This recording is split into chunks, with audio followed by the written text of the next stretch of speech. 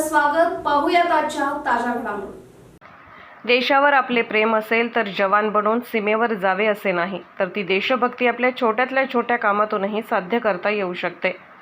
याचेच जिवंत उदाहरण म्हणजे शिरोळ येथील अनिल उर्फ श्रीकांत राजाराम बन्ने हे गेली 38 वर्ष शहरातील परिसरातील सर्व शासकीय व निमशासकीय कार्यालयातील तिरंगा ध्वज विना मोबदला इस्त्री करून देत आहेत.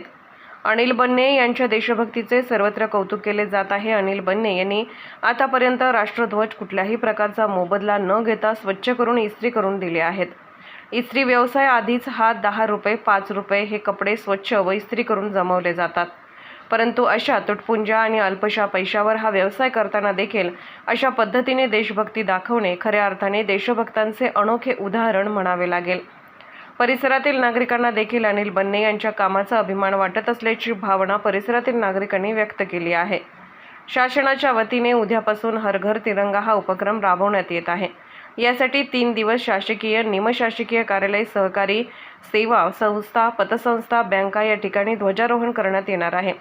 यासाठी लागणाऱ्या तिरंगा ध्वजाची इस्त्री करण्यासाठी जे अनिल बन्ने यांच्याकडे येतात त्या ध्वजाची ते विना मोबदला इस्त्री करत आहेत.